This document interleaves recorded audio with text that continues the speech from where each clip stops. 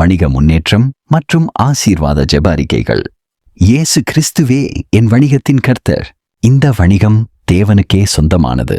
என் வணிகத்தை கர்த்தரின் கரங்களில் ஒப்படைக்கிறேன்.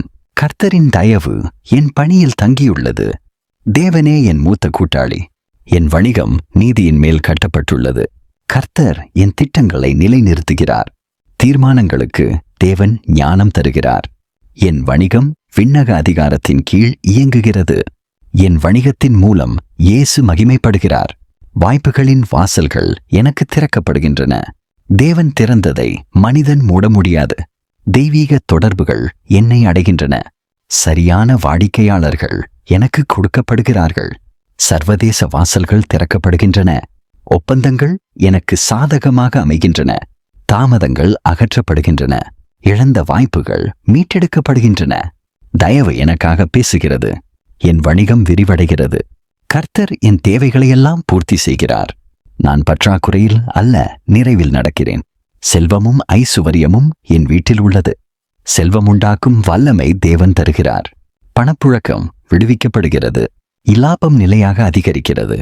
என் களஞ்சியங்கள் நிரம்புகின்றன. எதிர்பாராத வழங்கல் வருகிறது. நான் கடன் வாங்காமல் கொடுக்கிறேன். கடன் என் வணிகத்திலிருந்து முறியடிக்கப்படுகிறது. என் வணிகத்திற்கு விரோதமாக உருவாக்கப்பட்ட ஆயுதம் பலிக்காது. எதிரியின் திட்டங்கள் தோல்வியடைகின்றன. சூனியம், பொறாமை, சபோத்தாஜ் முறியடிக்கப்படுகிறது. கர்த்தர் என் கேடகம். தீய அறிக்கைகள் மாற்றப்படுகின்றன.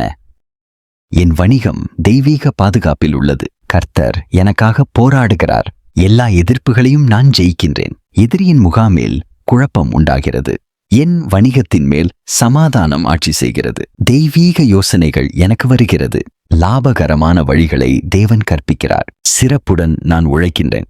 திறனும் புரிதலும் அதிகரிக்கிறது. ஞானமான முதலீடுகளை செய்கிறேன். விலை உயர்ந்த தவறுகளிலிருந்து காக்கப்படுகிறேன். திட்டமிடுதலில் தெளிவு உண்டு. என் அடிகள் கர்த்தரால் ஒழுங்குபடுத்தப்படுகின்றன. சரியான காலத்தை உணர்கின்றேன். தேவன் என் முயற்சிகளை வெற்றியால் முடிசூடுகிறார்.